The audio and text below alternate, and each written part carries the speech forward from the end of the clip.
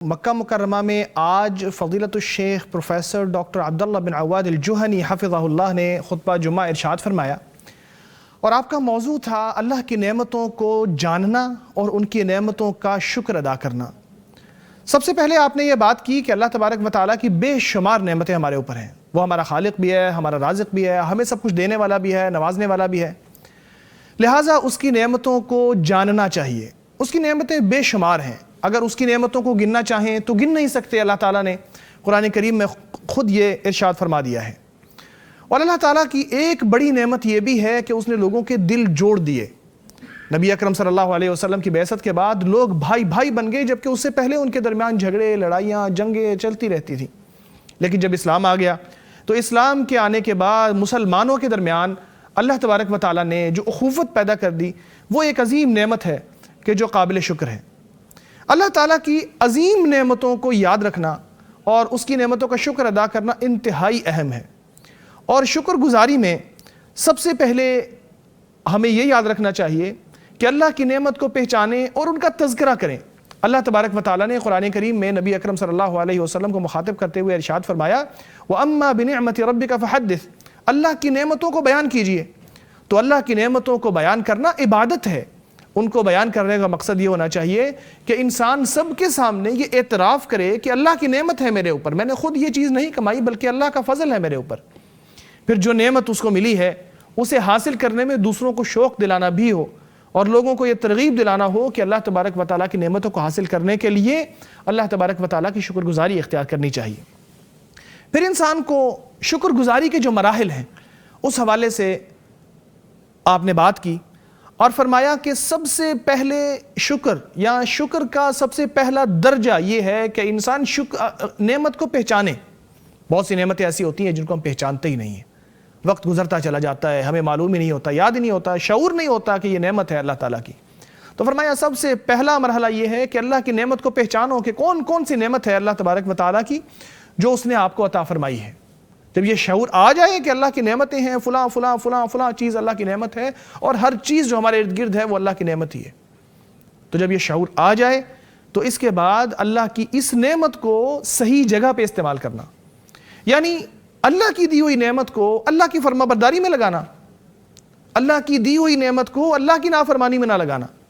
یعنی اللہ کے دیے ہوئے ٹولز کو استعمال کرتے ہوئے اللہ کی نافرمانی نہیں کرنی چاہیے بلکہ ان سے بچنا چاہیے۔ جو نعمت اللہ نے عطا فرمائی ہے اس کا سب سے پہلا شکر یہ ہے کہ اس کو اللہ کی فرما برداری میں لگا جائے، اللہ کی نافرمانی میں اسے استعمال نہ کیا جائے۔ پھر ہمیں یہ بھی یاد رکھنا چاہیے کہ اللہ تبارک و تعالیٰ نے جو نعمتیں ہمیں عطا فرمائی ہیں وہ بہت زیادہ ہیں، اور ان میں ایک بڑی نعمت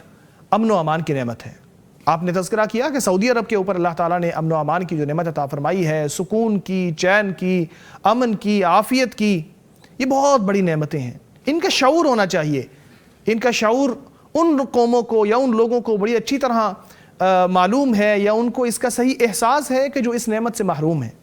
تو جن کو اللہ نے امن و امان، عافیت، سکون اور چین، سلامتی، صحت، تندرستی کی نعمتیں دی ہیں، انہیں ان نعمتوں کو یاد رکھنا چاہیے کہ اللہ تبارک و تعالیٰ کی نعمتیں ہیں، اور ان نعمتوں کا اللہ تبارک و تعالیٰ کے سامنے شکر ادا کرنا چاہیے۔ پھر انہوں نے بہت سارے جملے ایسے کہے کہ جو اللہ تبارک و تعالیٰ کے شکر پر مشتمل تھے،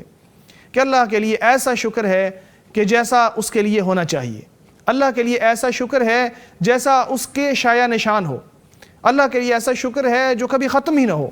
اللہ کے لیے ایسا شکر ہے جو اس کی نعمتوں کے مطابق ہو یا اس کی نعمتوں جیسا ہو یا اس کی نعمتوں کے شایع نشان ہو۔ اللہ کے لیے ایسا شکر ہے کہ جو اس کو راضی کر دے، اللہ کے لیے ایسا شکر ہے کہ جس کی کوئی انتہا نہ ہو، جس کا کوئی خاتمہ نہ ہو۔ پھر انہوں نے یہ بھی یاد کرایا کہ شکر گزاری نبی اکرم صلی اللہ علیہ وسلم کا طریقہ بھی ہے اور انبیاء علیہ السلام کا طریقہ بھی ہے۔ اللہ تعالیٰ نے ابراہیم علیہ السلام کے بارے میں فرمایا تھا، ابراہیم علیہ السلام اللہ کے شکر گزار بندے تھے، شاکر لانعمہ، اللہ کی نعمتوں کا شکر ادا کرنے والے تھے۔ اور نبی اکرم صلی اللہ علیہ وسلم کا اسوہ حسنہ ہمارے سامنے ہے کہ آپ شکر گزاری اختیار کرنے والے تھے، آپ کی ساری زندگی شکر گزاری پر مشتمل ہے۔ پھر انہوں نے یہ بھی یاد کرایا کہ امتیں یا قومیں اپنی تاریخ کو نہیں بھولتی، کامیاب قومیں اپنی تاریخ کو کبھی نہیں بھولتی. جو قوم اپنی تاریخ کو بھول جائے وہ اپنا مستقبل کیسے بنا سکے گی؟ کامیاب امت وہی ہے کہ جو اپنی تاریخ کو پہچانتی ہے، اپنے آباء و اجداد کے کارناموں کو یاد رکھتی ہے، ان کی بنیاد پر، ان کے نقش قدم پر چلتے ہوئے مستقبل کا راستہ بناتی ہے اور ترقی کرتی چلی جاتی ہے. اور پھر خطبے کے آخر میں آپ نے بہت سی دعائیں کی، جن میں مسلمانوں کے لیے دعائیں تھیں، اور فلسطین کے حوالے سے بڑی شاندار دعا کی. انہوں نے کہا کہ اللہ ہم تجھ سے وہ خوشی مانگتے ہیں جو ہمیں اس دن نصیب ہوگی جس دن فلسطین آزاد ہوگا، اور اس دن ہمیں نصیب ہوگی جس دن سارے مسلمانوں کے خلاف چلنے والے، یا سارے مسلمانوں کو فتح مل جائے گی سارے دشمنوں کے خلاف. اور پھر انہوں نے مختلف دعاؤں کے ساتھ، بارش کی دعا کے ساتھ بھی اپنے خطبے کو مکمل کیا.